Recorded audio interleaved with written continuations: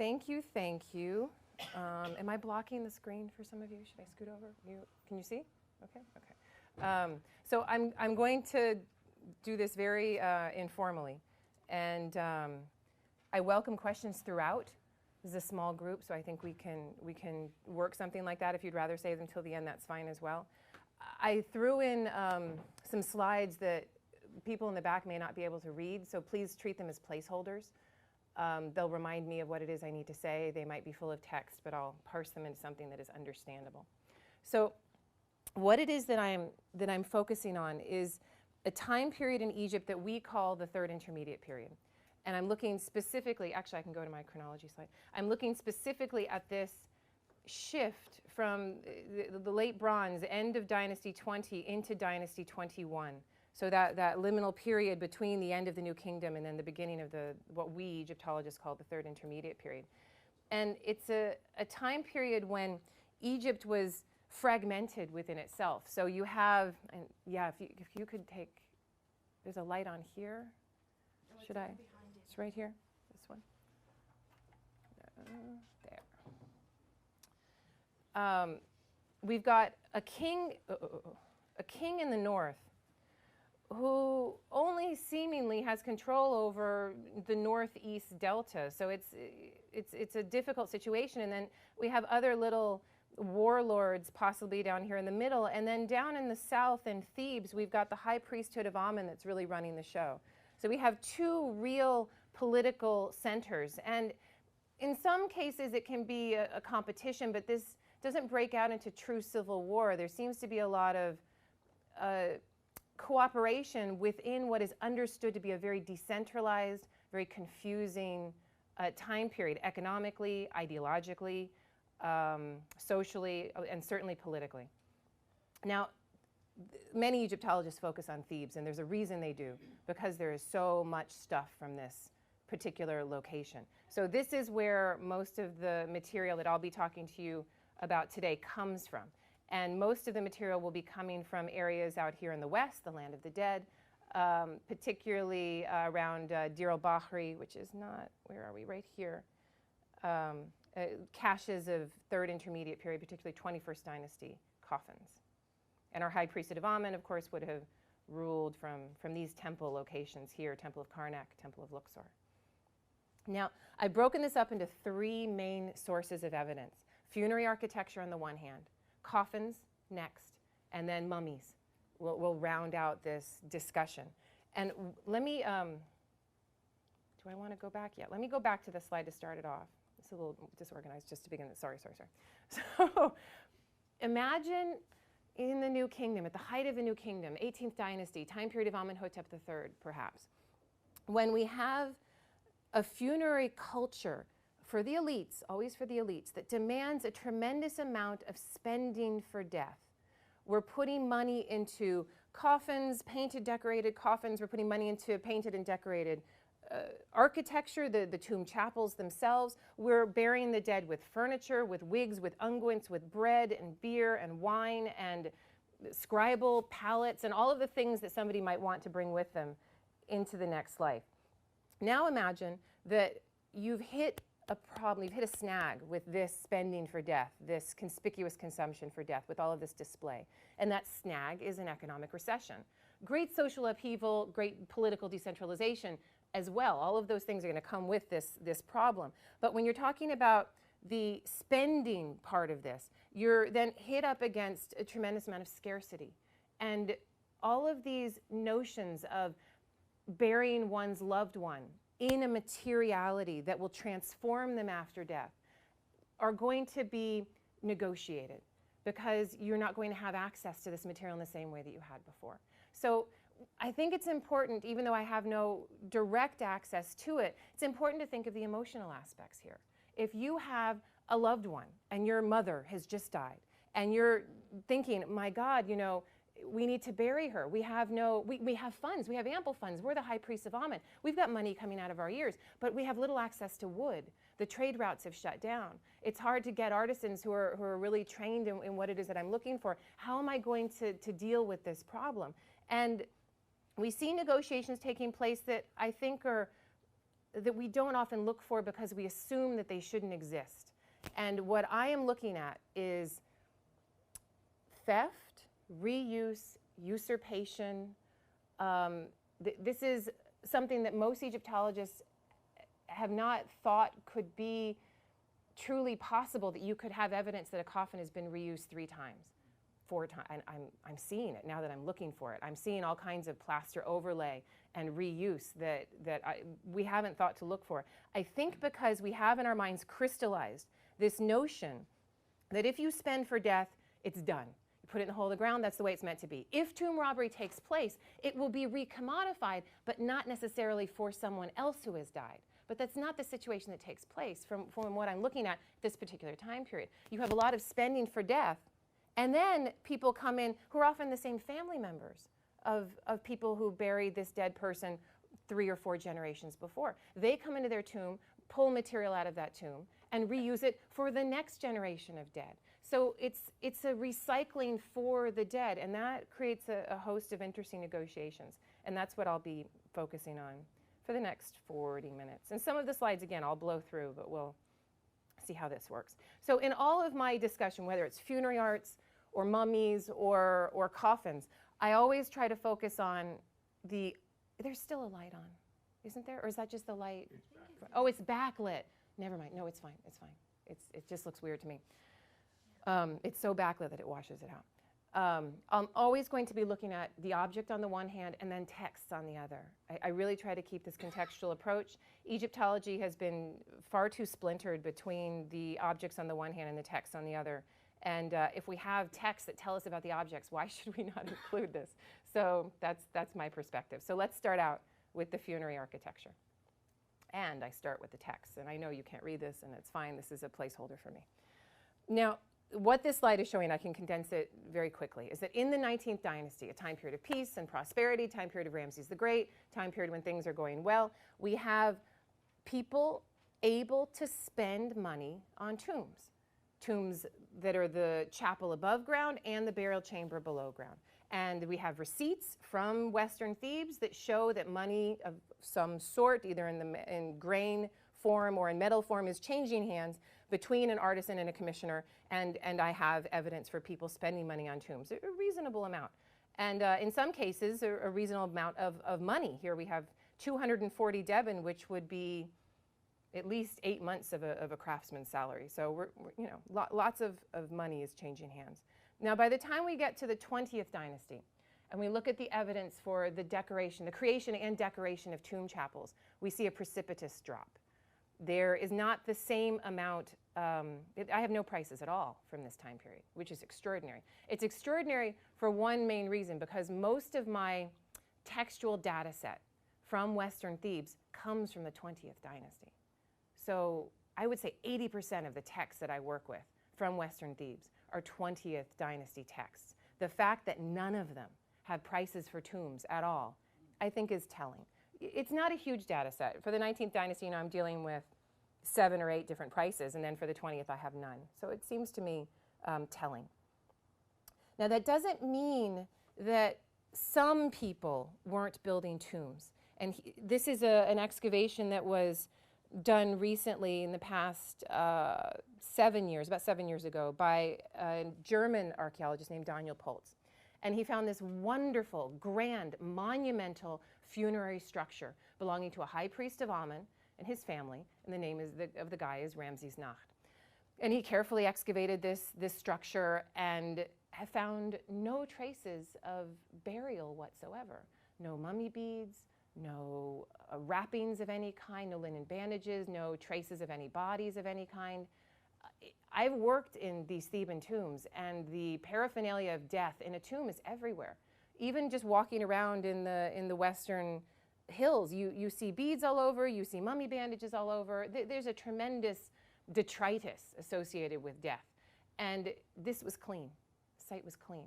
So what it seems we have here is that if wealthy elites, and there's only very few of them, right now we're discussing 99% versus 1%, we're going to have to narrow that down even more and talk about 0.2% of the one. I mean, this is, you know, one guy. We have evidence for one guy who's able to build a tomb during this very difficult time period going from the late Bronze into the Iron Age.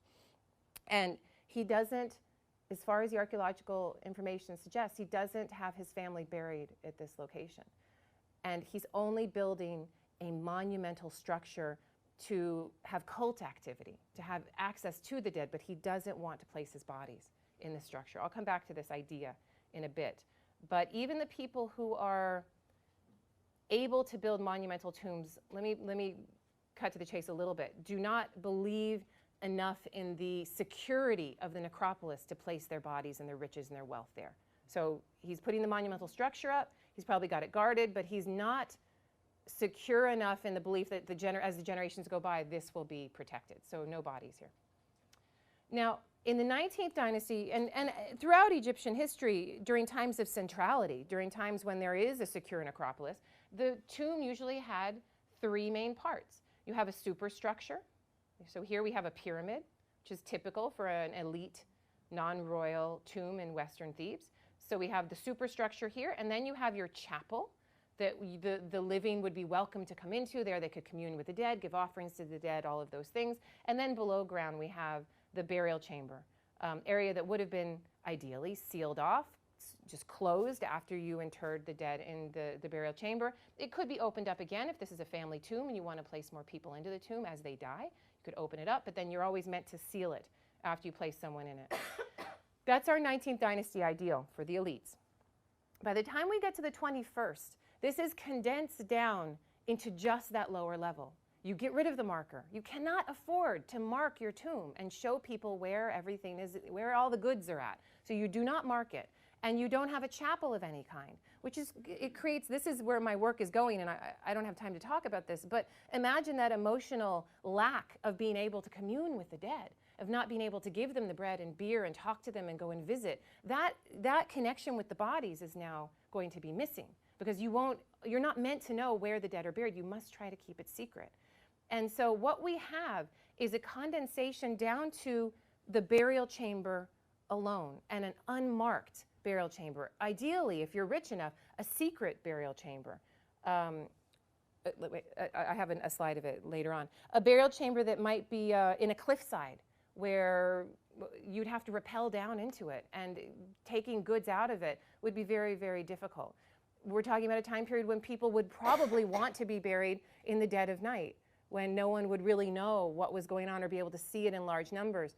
And we're also talking about a time period when the display of death, that moment of conspicuous consumption, of showing all of the things that you had commissioned and purchased for death, would be displayed, but then not interred in the location where they're meant to be interred, because that is too much information. Again, I must infer that. I don't have that information directly, but I think it's probably safe to say that when there was display, they did not do it at the location of the tomb itself, especially when it's on a cliffside. It makes it difficult. Now, in the 20th dynasty, I have, and just to be clear, I have 19th dynasty texts, I have 20th dynasty texts, I have very few 21st dynasty texts. They just, you know, the preservation isn't there, or we don't have the settlement system, the system in place that encourages people to write on ostraca and then to throw them into a trash pit that we archaeologists can find. There was probably writing, a lot of it on papyrus, and a lot of that does not survive to us, which is very annoying to me, but I'll survive. I'll figure it out. So in the 20th dynasty, I see a new word pop up, which is fun. I only see it 3 times, but it's a new word, and it's a st-krs, a place of burial. And the texts are all legal in nature, and a lot of them include lawsuits, or how are we going to get this person buried, or I'm going to provide my parents with a st-krs. And the st-krs seems to be a place of burial within an already existing cache tomb. So we see more of an interest as the New Kingdom is waning in placing all of these people as a community together into a protected cache burial, as opposed to a nuclear family here, a nuclear family there, a nuclear family here. They're all getting together. They're all cooperating in terms of security, and we assume secrecy. That's a problem we'll bring up later. And those people are burying themselves together, and we have an interest in creating a space within these larger burial structures. So this is a new thing, new idea. And this burial caching that we see from the late Bronze onward is really a universal adaptation. It includes the poor as well as the rich. And this is one of those few times when you see such an adaptation that the poor have been using for millennia, because the poor have to cooperate. They have to negotiate with one another. They don't have the means to have discrete nuclear family tombs. This isn't something that's possible for them given the scarcity that's facing them. This is one adaptation that moves from the lower strata of society up. So that's interesting to me.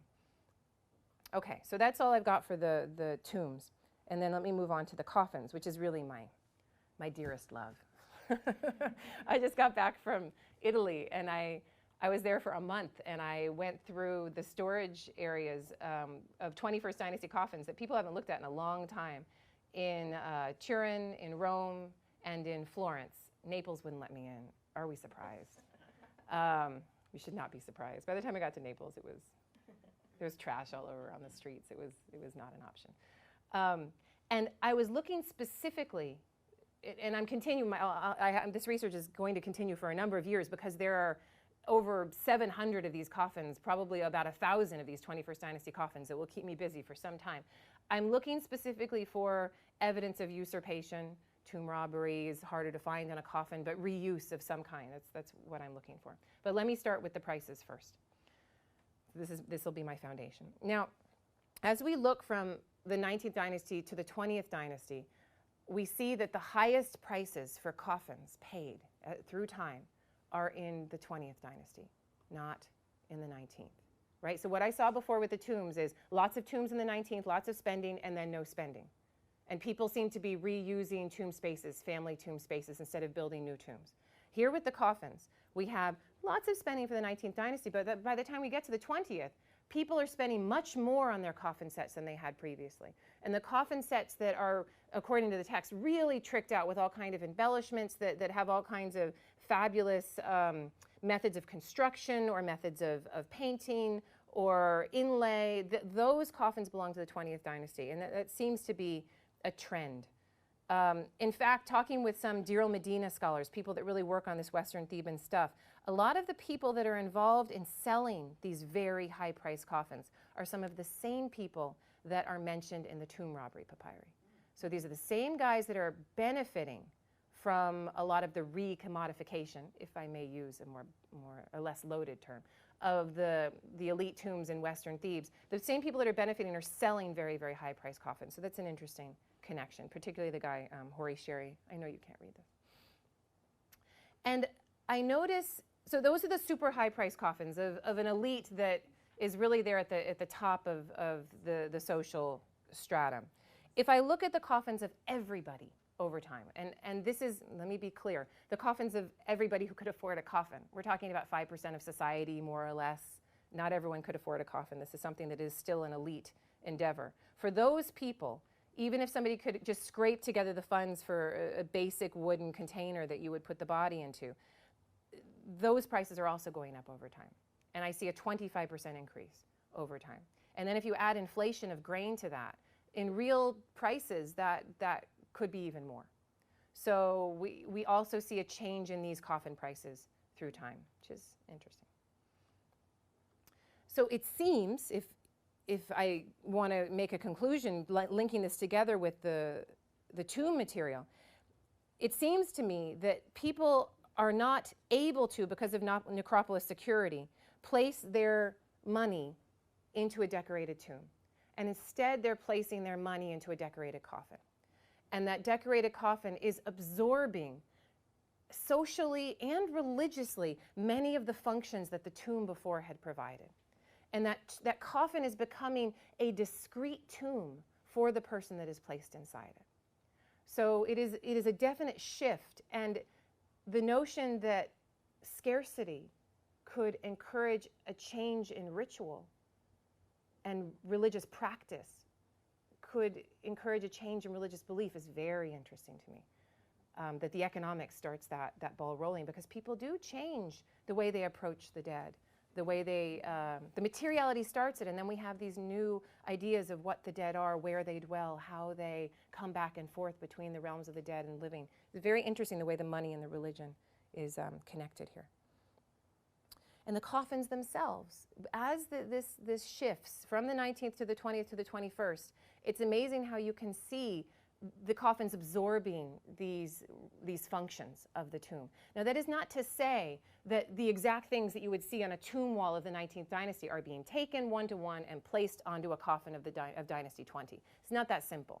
Instead, it's that the function of the pyramid on the top is a solar image that is linking the dead to the sun god himself and melding the two together for that transformation. That religious idea is then pulled out of the tomb and put onto the coffin.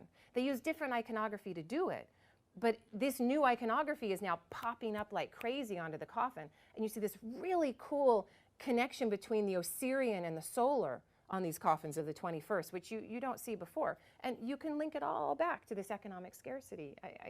I don't want to be that simplistic about it, but I do think that that's one of the things that starts this very complex dynamic in rethinking materiality. The other thing that I hope you notice, oh, maybe you can't notice it at all. There's nothing we can do to change that, huh? Could we try turning off the light? In the room? Is there a light in the projection room? I can see underneath the Because I know you guys can't see that at all. Oh, it's locked now. Key? No one has a key? The other door? Let's see. So if you can't see, no.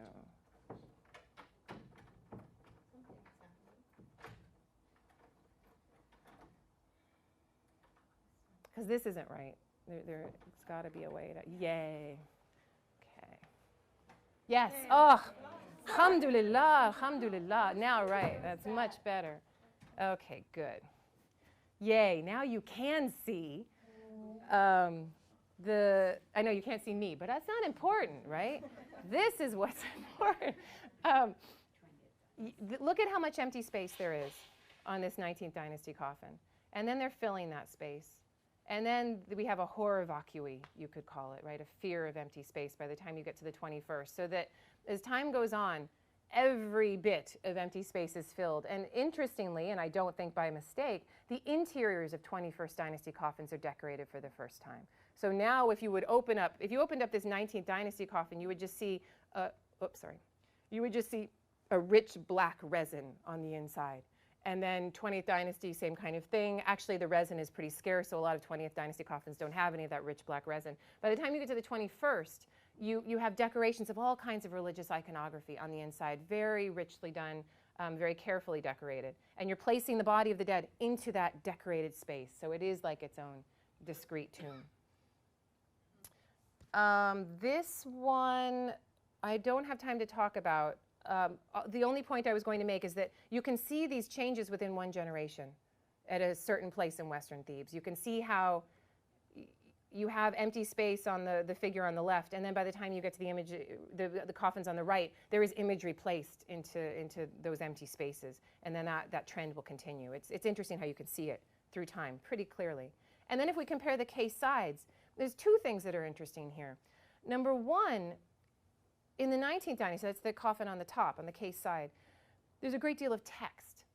And that text is condensed and reduced for the 21st dynasty coffin, which is interesting. It seems that we're dealing with, and this is across the board, 21st dynasty coffins have less text. They have less Book of the Dead text, chapter 161, 151, those chapters that are associated, 17 sometimes, with coffin decoration. And instead, we're including pithy statements or very complex iconography that could have in a miniaturized scarab sort of way, that could have 3 or 4 different meanings. There's much more flexibility with that lack of text. When you put the full text out on this 19th dynasty coffin, then I think you can only go in one clear direction with it. But if your coffin is the only thing you've got, it seems they pull back on the explicit text and instead focus on iconography that is much more flexible, malleable, expandable. You could say in terms of its religious meaning, ritual meaning, and of course the ritual meaning is the thing that we also try to get at, but it's tough. The other thing that I find very noticeable as we move from the 19th to the 20th is the amount of creativity that the commissioner and the artisan is now allowed. We did not see before to a large extent in the 19th dynasty, certainly not in the 18th dynasty before that. It's interesting that during times of centrality, political, economic, ideological centrality. You see people following certain rules with their coffins. This is the way it's meant to be done. We put this Book of the Dead text here. We put Anubis here. We put the 4 sons of Horus here and here. And we follow these rules very carefully. And so if I compared this coffin to other 19th dynasty coffins, particularly the case sides, I would see them repeating and people following these same rules. By the time we get to the 20th dynasty and then into the 21st after it, these rules are not being followed. And people are competing with one another through their ingenuity or the ingenuity of their craftsmen. But they're competing with one another with what amazing and perhaps previously unattainable text and iconography they're putting on their case sides. So that's a new and different thing, which I find very interesting. Remember, who's in charge at Thebes? High Priesthood of Amun. It's a very intellectual group of guys who are constantly dealing, in other texts we can see, dealing with this notion of what divinity is and what divinity in time of crisis means. And now when they're showing their mini tombs, they're also bringing a lot of that intellectualism into the coffins themselves. And you've got Amduat stuff showing up. You've got texts that were previously unattainable now showing up in these coffins, which is really cool. Now, the 20th dynasty is always going to be a problem for me because I only have 6 coffins that definitely belong to it. 6. 6, people. That's crazy. Didn't I just tell you that in the 21st dynasty that comes after, how many coffins did I say we've got? About 800 coffins. So all the 20th dynasty coffins are underneath the plaster and paint of the 21st dynasty coffins, and I will find them. I will hunt them down, and I will find them. So here we've got I have over 700. I keep finding new ones, so my number keeps going up, which scares me in terms of a research project. But I'm working it through. Do you see the inside of this piece? How beautifully decorated it is. Now you can see the interior. It's just gorgeous. Could you comment on the construction and wood and so forth? Is there any particular change that's There's not a huge particular change, mostly because let me say it very simply. Having gone to Italy, and I've also worked with some coffins in Northern Europe and some coffins in Cairo and other places, just from the Italian database of 80 coffins, what percentage of those do you think was reused that I could tell just with my eyes? Just guess. 75, 80% reused. So no, the wood isn't going to change too much, is it? Because they're all 19th and 20th dynasty coffins. So the construction depends a lot on the status of the elite individual who originally created it. If that person has access to Lebanese cedar or fir, then they're going to have nice, thick, big planks of wood. If they only have access to sycamore or acacia, then they'll be using smaller, scrappy pieces of wood. And the way they piece these things together is rather extraordinary with dowels and pegs and other kinds of joins. And they're able to curve some of these pieces of wood as well. So yeah, the craftsmanship of the wood does not change, mostly because most of them are reused. So do you have a non-cynical explanation for what happens to the body? a non-cynical, I'm getting there. To the body, to the mummy? Yes. Absolutely, yes. How about from 19th to 20th in terms of the construction of the coffin and materials? Right, so 19th to 20th, I've only got these 8, so I'm leery of telling you too much. What I do notice is that we see varnish going down in amount because varnish comes from resins that's often imported, so it's hard to get access to that, and I don't see as much black resin used on the inside. But yes, I'll talk more about that if you want after, if you're interested. So now we get to the thing that's haunting this whole talk, and that's this idea of re-commodification, of reuse. And I've been working with this a lot. This is a papyrus it comes from the tomb robbery papyri, the so-called tomb robbery papyri, which talk about the trials that took place in Western Thebes. That I don't have a whole lot of time to talk about that, but the tomb robbery papyri suggest to Egyptologists, and we have really bought into this for a long time, that the re-commodification that took place was aberrant, was not normal, was something that was done in the dead of night in secret, something that people didn't know about, and when they found out, they had a big trial to talk about how horrible it was.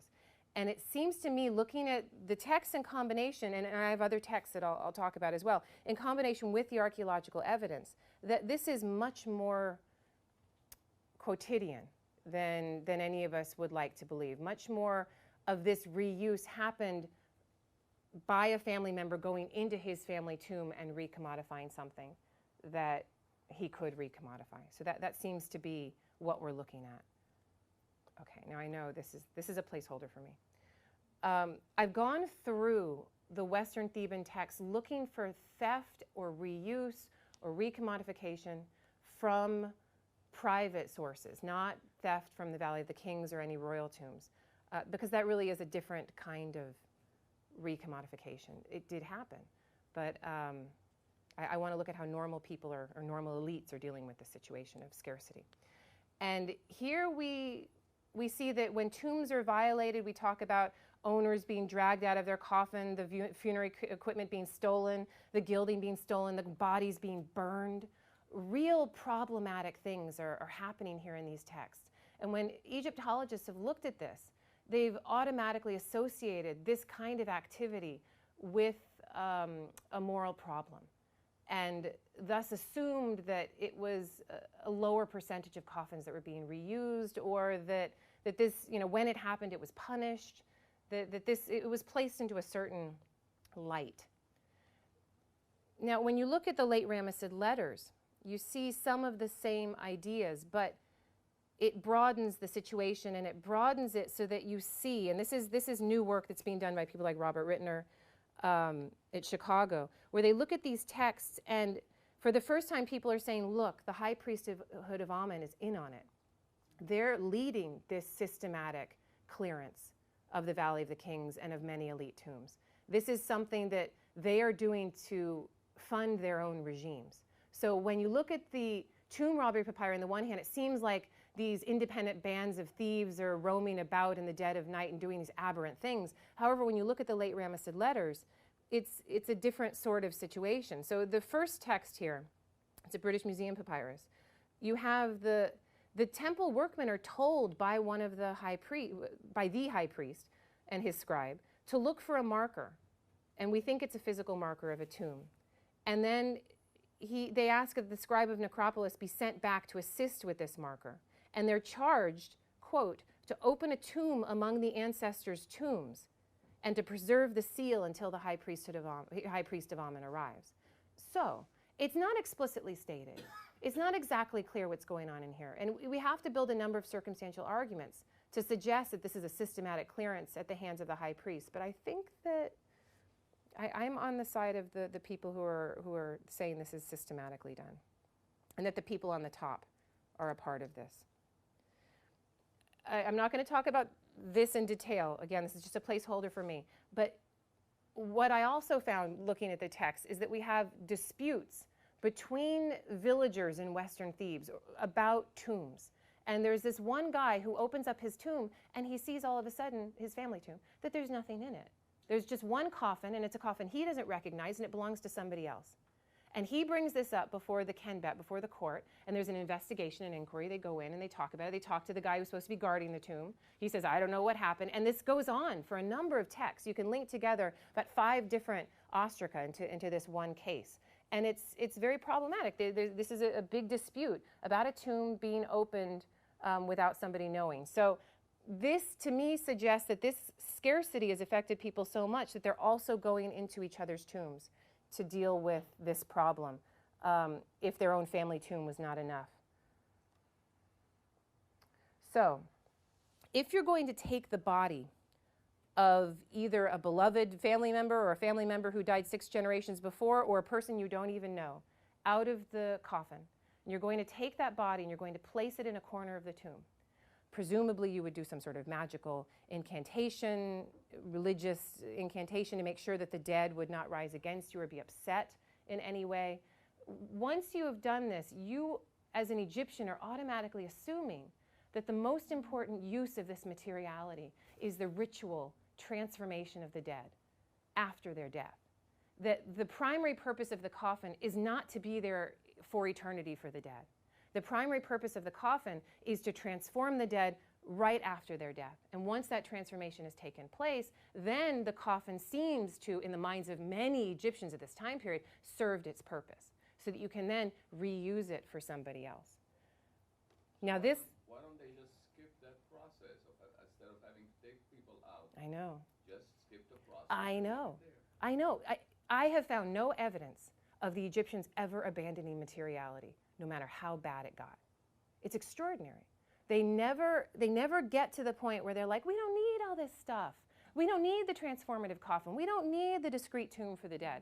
They actually, and I'll show, when I get to the mummy evidence, it really does push it in that direction. They don't ever abandon the idea that stuff is there to transform, stuff is there to turn the dead into something else, and that you need the stuff during that ritual moment to activate it. Because you know, So. changes in what you do happens all the time in terms of burial. Let's say late late Hellenistic Palestine. They change radically, and they managed to do it without having to keep track of I know. what used to be done in the past. I know, no, this is this is Egyptian culture, right? I mean, even with the third intermediate period and the lack of resin coming in, the lack of wood coming in, they decide to go into their family tombs and reuse the coffins of the dead before, rather than changing any of that and changing the ideas of their religion that radically. It is extraordinary. So can I just ask Yeah, you, please, please. So they assume when they take the mummy out that they have already gone to the netherworld? So I don't know what they assume, because the Egyptians, is that the purpose? Egyptian culture, if it's about this conservative innovation, right, if we're agreeing on that, Egyptian culture is also about not writing down anything that's considered bad or something that you don't want to talk about. You were never going to find a letter that says, so I took Aunt Marge out of the coffin today and I felt kind of bad about it, so I did this religious text and this thing, and so everything will be fine, but she doesn't need it anyway because I can only build circumstantial arguments given the behavior that I see, but I don't know what they thought was going to happen to this person who'd been taken out of the coffin. I don't know. But I have to assume that since the pattern is pretty extraordinary and is being followed and increasing throughout the third intermediate period. And I see, the coffins in Italy, I see, men's coffins turn into women's coffins, then it goes back to, it's crazy stuff, how many times these things are reused. I suspect, though I can never really prove, that there were rental coffins out there, like a village parish coffin, that people would be buried in. The poor who couldn't afford a coffin would be transformed in. They would then be taken out of it, and they would be placed into a tomb and not have any materiality of a coffin to go with them, but they were transformed in it. Can I prove that? No. But I can use the behavior here to circumstantially build a case that suspects it. Yeah. So what do you think it was about the coffin, what you're calling the materiality of the coffin? Yeah, I know. When I say materiality, I mean that it's imbued with something more than just material. That's all I mean by that. But yeah. Is it the fact that it's a container for the body? Yes. Imagery on it? Yes. The texts on it? Yes. All of these together? Yes. A coffin is an incredibly complicated thing. It is interior space and exterior space. It is masculine space and feminine space. It is a body that will never decay, but it's a container for that body and a womb at the same time. Like if you look at an 18th dynasty coffin, you see that black pitch resin. It's the underworld itself. It's the entrance into the underworld. And so it's Nut, it's the sky goddess, and you're placing the dead into that thing. And to abandon that for many people seems to have been, especially for those people at the higher levels of society intellectually, for them, this was very problematic. They needed that object. The negotiation I see is, do you need that object eternally, or do you need the object for the ritual? And that's a negotiation that is constantly being waged, this battle. And the rich are constantly fighting to keep their tombs super protected, super secret, and to maintain that materiality as long as they can with their body discreet. But when we get to the mummies, you'll see they had very grave doubts about whether or not their coffins would follow them with them into the afterlife forever. And they thus tricked out their bodies in ways that we have never seen before. You know what is also likely? That the coffin itself will have its value on the basis of who was buried in it at one time. True. Because some of them were important people. And if you look at, okay, so a really good way to follow that up is to look at kings reusing previous kings' coffins. So you see the third intermediate, Or statues, absolutely. Amenhotep III, and who goes after him? Ramses II and Merneptah. And they reuse those things like crazy. But the sarcophagus, a granite sarcophagus of Merneptah was found inside of Susenes II's tomb in Tanis. So, and he recarves it, but you know, sometimes there's like the traces of the old name is there, and it's very visible. For kingship, it's been easier for Egyptologists to deal with that because of the royal ka, that spirit going from one king to the next king to the next. I am him and he is me and we are one. I think it's easier for us to deal with the morality of that problem. And I think it's harder for us to think that everybody in Egypt is a tomb robber. That's a little harder. So it's important not to put morality as an It is. That's why I say re-commodification. And everyone laughs when I say that. But it's true. For the non-royals, how many generations? Depends. When the Before first, this okay, all so this went one on. here. So you see the decoration underneath? This is 19th dynasty decoration. This is 20th dynasty decoration. Not very long. And they've replastered, well, 7 generations, I would guess. Maybe a little less, maybe a little more, but about 7. As time goes on, this is the first instance of reuse that I've seen, where you've got replaster and repainting. I'll show you more.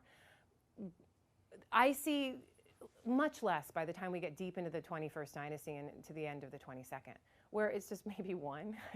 The style is, it becomes more difficult because people are much lazier about the reuse as time goes on, and they don't change as much.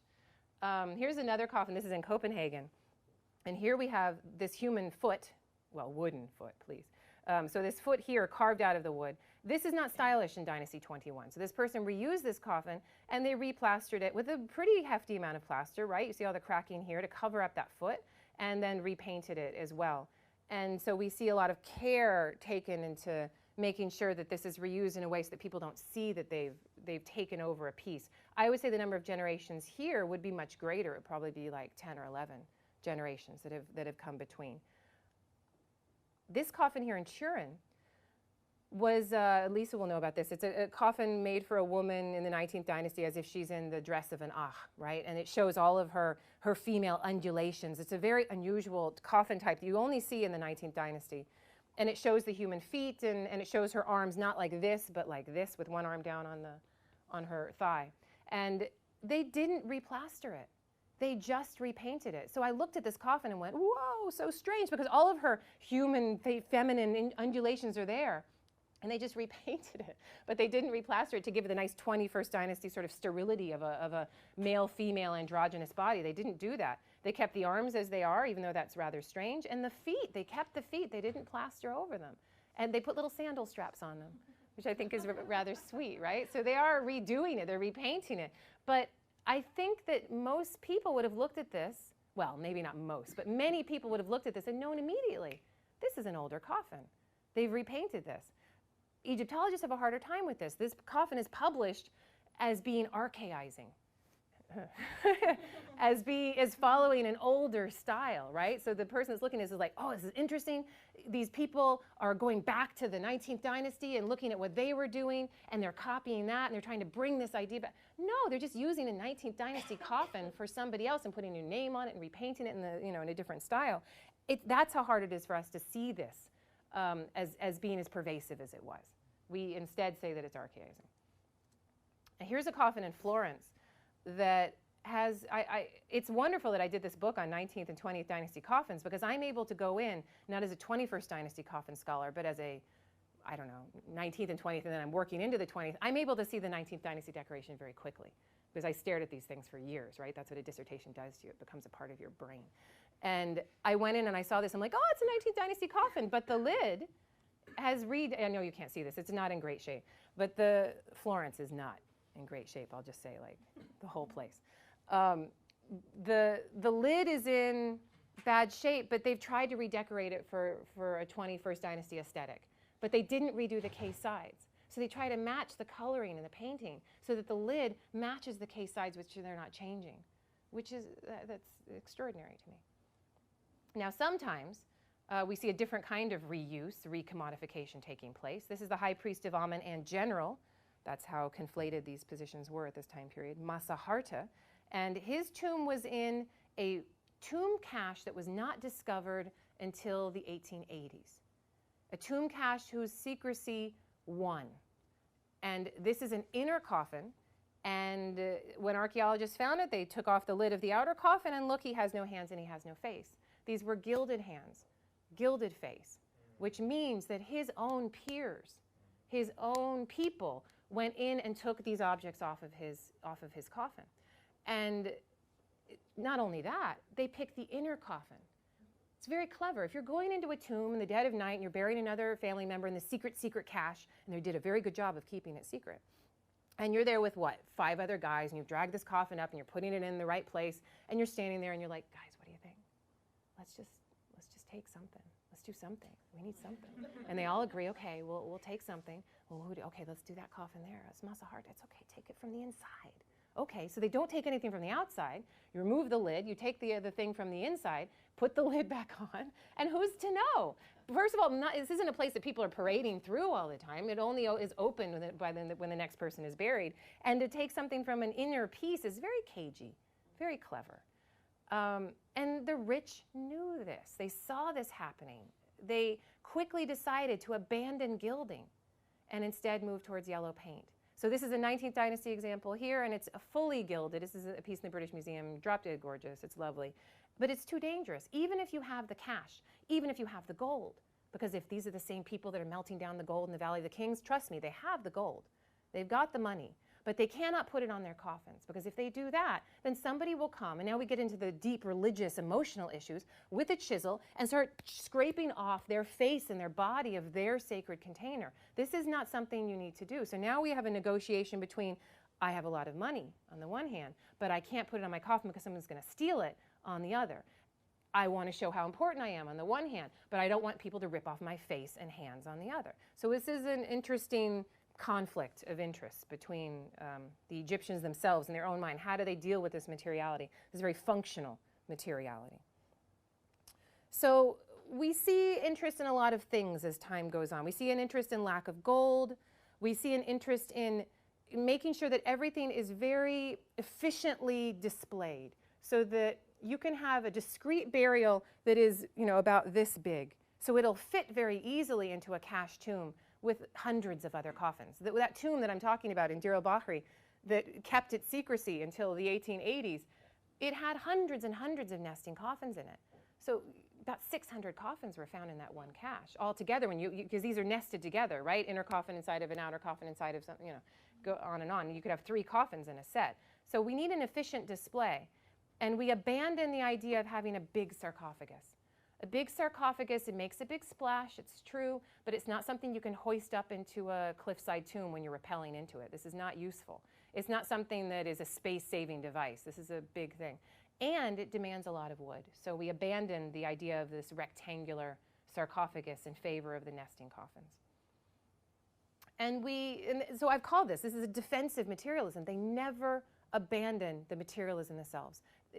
They shift it. They make it defensive. They try to protect themselves, but they try to keep their stuff at all costs. And now we get to the mummification. Okay, I'll do this quickly. And this is what I'll be focusing on at the Frist, because who doesn't want to look at this all the time? At this time period, in the 21st dynasty, amongst a very small group of elites who are able to afford it, we see the apex of mummification. We see mummification develop in such a way so that people were not just having their bodies embalmed so that the skin attached itself to the skull and you had this wizened, skinny sort of body. They plumped up the skin. They created an incision here and then would push sawdust and fabric and other things up into the skin, sometimes fabric that's been impregnated with fatty substances to give it a nice sort of, facelift for death. They would add human hair extensions, sometimes wigs, sometimes false hair, sometimes real hair, but they would make sure that the dead went in with some kind of hair. They plastered and painted the surface of the skin so that once it was all plumped out, so that it had this nice lifelike appearance. And they placed, underneath these pads here, they had, and I'll come back to this one. They placed stone eyes into the eye sockets. Previously, the mummy had been depicted as if asleep, closed eyes. Now the mummy is awake.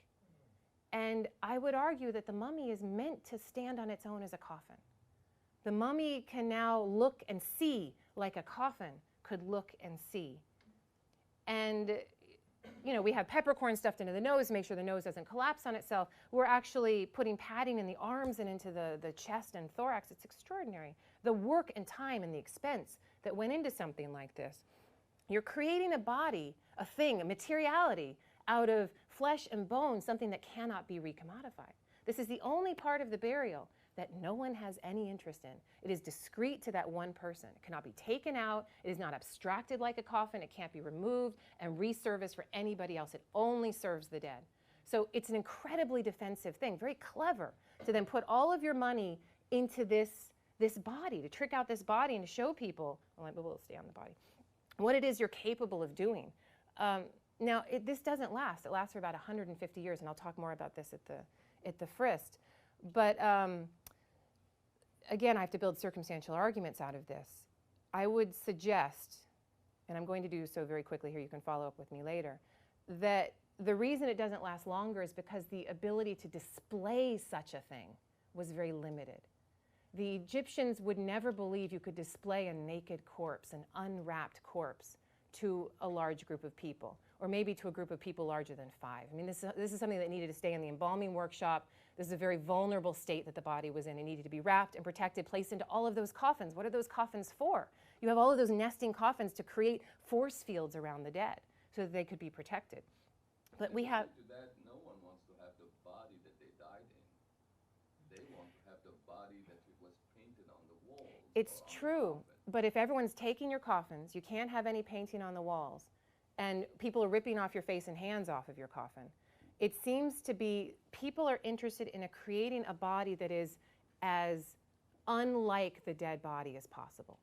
So they're and that's really what mummification is, right? But this is the best mummification we have ever seen as Egyptologists and that we'll ever see as time goes on. This is it. They're trying to create a body that is like a coffin, that can function without a coffin and can see and touch and be, but also have the fullness of limbs and not be this scary dead body that will last. You miss the trickiness of it. Yeah. The trickiness is that you do not want to have the body that you have. You want to have a perfected body in the afterlife. Otherwise, why bother? Yes and no. From the Egyptian perspective, the elites always maintained that mummified body as the core of the burial. That's the thing that it all surrounds. I agree with you that every image is trying to improve upon that body. But in the end, when the Ba soul returns to the body, it's returning to the actual corpse. It has to be, in the Egyptian mindset, the actual corpse for it to unite with. And if your body is burned or lost or dismembered, and all of these books of the dead, Book of the Dead texts talk about this, it's a very large problem. Possibly a problem that means your afterlife itself is compromised. It won't exist. So yes, I agree with you. It must be perfected. And yet, for the Egyptians, and this is where we get to the core of their understanding of how functional charged material is, that body, even if it's scary and dead, is still the source of it all. So by the time we get to this period, they move that source forward in a way that is quite extraordinary in what it's able to do. And I would argue granted a kind of psychological security to people who were stealing from each other and who knew that the chances that their materiality would survive intact was very limited. I'm going to end it there. I have a couple more slides about things and stuff, but it's on the hour, so I think we should stop. And any questions, but please stay as long as you can if you have questions. I'll stay here. And let me turn on the lights.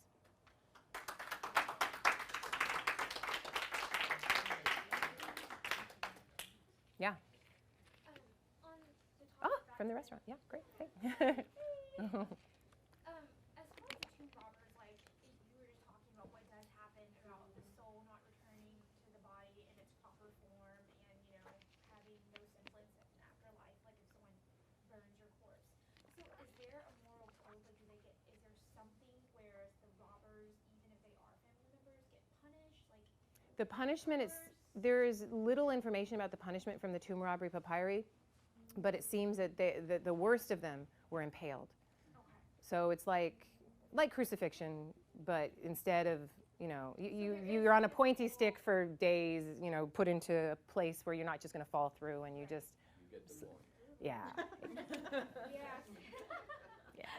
So, and there's a little hieroglyph that shows the guy like on the stick, impaled. So So, there is like direct punishment. direct visual display of punishment, as far as we can tell. But in typical Egyptian fashion, they don't talk about it very much. Yeah. It's very that's why I was annoying. Like, is there evidence of, are there writings like, okay, this is what happened, and these are the stages you go I mean, the other evidence for punishment, and there are studies of punishment out there. The harem conspiracies of Ramses III, and we think he may have died in this. There's disagreement, but if he did die in this conspiracy, it doesn't really matter. But there were people that were going after the king, and as far as we can tell, they were forced to commit suicide.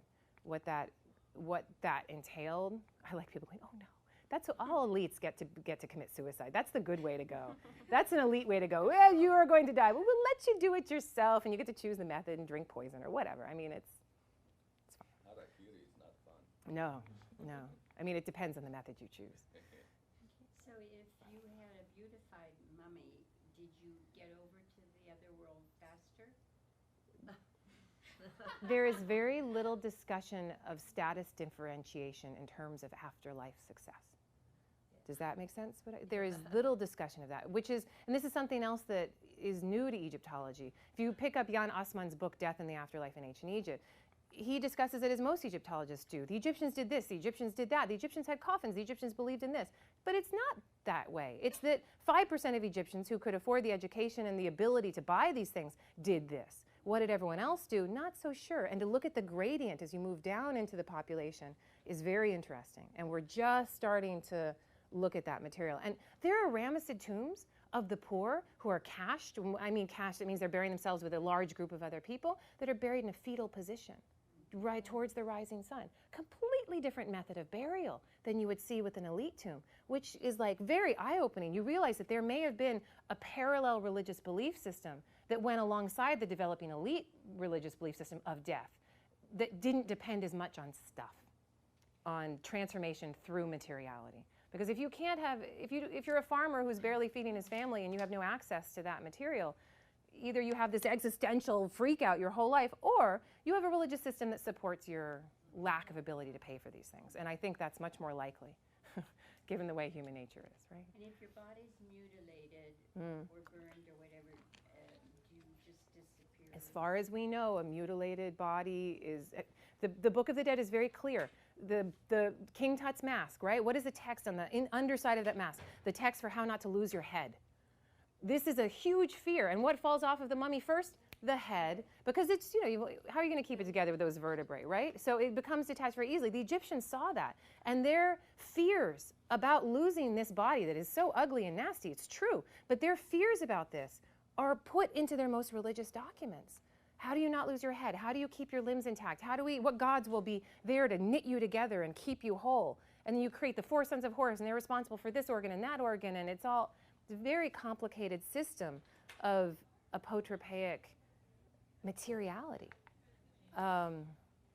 Yeah, but what would happen if you lost your head? That is not ever explicitly stated. Do you run around like a headless person? Maybe. And then there's the idea if you go into the afterlife and you eat excrement and drink urine because it's the opposite of what you do here, or you're upside down all the time. These are things you have to try to correct and do have something to do with the body. There's body about all of that, right? Yeah. By the way, we have texts from 18th century Mari, Yeah. where king knew exactly where the tombs of the previous kings are, Yeah. and they had no problem going in there and giving instruction what to take from there. So Really? yes, the tomb of Yahlunlin. So basically, it is not an unknown phenomenon, and in fact, I can imagine that even in the 12th dynasty or in the 18th dynasty, people were doing I'm it sure all of the it. time because I'm sure of it. recycling is not. Yeah. See, here it is. It's a matter of aesthetics, right? In a sense, most of the stuff that you have is gold, wood, whatever it is.